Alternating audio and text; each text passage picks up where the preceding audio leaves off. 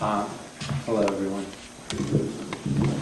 So these are a collection of short stories, and they all take place in real places around, mostly in San Francisco, but also around the Bay Area. I'm going to read the last one first, in keeping with the theme.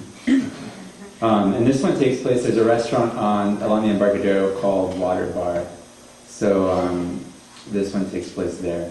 And these are all fictional stories. They're like emotional restaurant reviews. Water Bar. Since the table is not quite ready, the host offers them champagne, compliments of the house. The boy says, "Yes, thank you." The girl looks at him, her cheeks flushed with surprise. They have been offered champagne. They are mistaken for adults here. He worries that if she declines, the night will fall into splinters. The boy takes both glasses from the tray. The host smiles and nods, departs.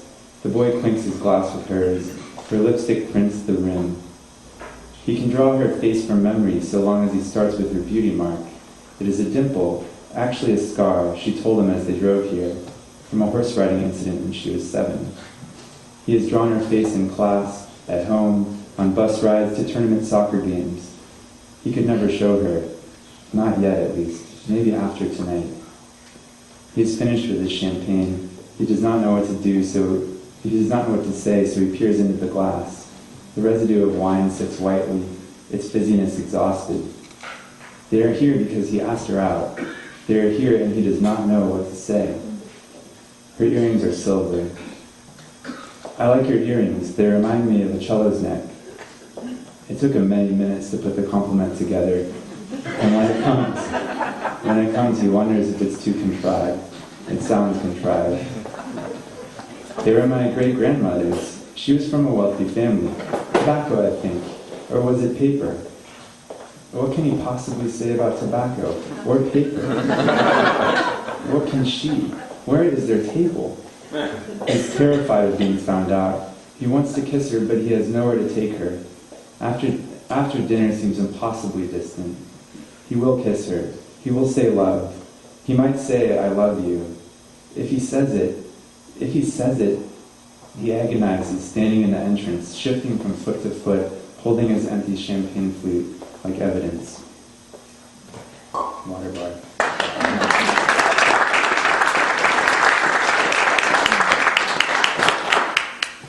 I'm going to read 2 more short stories.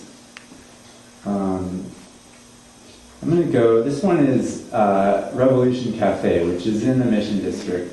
And it's kind of a wild jumping joint. And if you've been there, you know.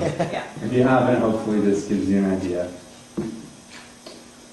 After the J made its 3rd time around, I got so that every time I turned my head a little, the sides of my vision vibrated. And if I tried to pan right or left, you know, like if I tried to take in a broad view of more than like 40 degrees, it was segmented and choppy, like a slideshow instead of a movie. But anyways, Joseph has pretty strong opinions. It's not that I don't like strong opinions, don't get me wrong. But when they're too strong, like Joseph's tend to be, I sort of tune out. How can anybody really know anything with such certainty anyways? Joseph was talking about this plant he brought along in his bag. His bag is an old army satchel, green, right? With tons of patches all over it, like a patchwork army bag. He usually has a tin of dolmas in it, or steamed chestnuts, weird things like that. That day he had brought this plant. It was an honest-to-God Venus flytrap. He set the flytrap out on the table. It was just an infant flytrap. And Joseph said if any of us cared to, we could stick a pinky finger right into its feeder tube and it would digest it.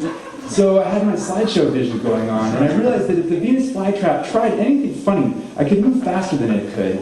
And I should really prove Joseph wrong, because he always has these preposterously strong opinions. I mean strong like an Altoid enema. And sometimes you just need to prove him wrong. So I put my pinky finger in the feeder tube of this flytrap. I held it there. I knew that if the flytrap made a move to eat my finger, I would see it coming, and I could just yank it out, no problem. Joseph passed around some pickled beets he had in a jar in his bag. It's an army shoulder bag, probably made for carrying ammunition, but he had pickled beets in it that day. We snacked on some beets. The juice stained my fingertips red. We all got a good laugh because all our fingertips were red from the beets. Joseph started arguing with Harley about how long I could keep my finger in the fly trap. I said I wasn't ever taking it out, and everyone had a good laugh. I didn't laugh though because I was serious. I could hardly wait for Joseph to concede that I was right, that the fly trap wouldn't really eat my finger. He passed around some more beats. Harley asked to see my finger, but I said I wasn't ready to take it out yet. Joseph just smirked. He wasn't ready to concede anything yet. This all happened 2 nights ago, by the way. I know you were wondering why I had my finger in this Venus flytrap. Well, this is what started it. I swear Joseph is going to owe me like 6 bazillion rounds of beer after this.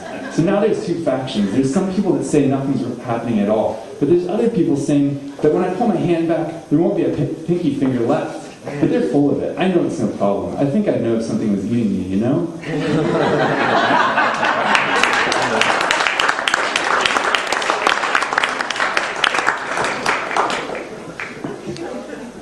The last one I'm going to read is, used to be called Taylor's Automatic Refresher, up in St. Helena, and now it's called God's. And there's a little franchise open in the Ferry Building too.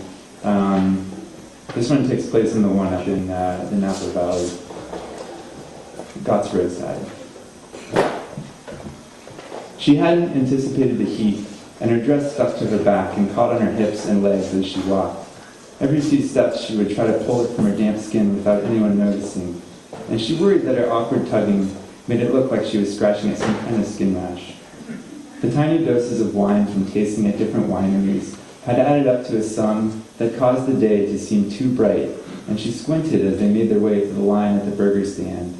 After reading the magazine review, they felt obligated to come here, even though breakfast still hadn't worn off. "Is it always this crowded?" she asked. "How should I know?" He had that tone again, implying she'd asked another stupid question. "I've never been here before either." "Oh," she said, and tugged again in her sticking dress. When another couple got behind them in line, she felt a little better. Being the last in a long line was so much worse than being even second to last. She took her husband's hand in hers. They stood holding hands for just a moment before sweat formed between their palms and she let go. The smell of hamburgers and frying potatoes was strong.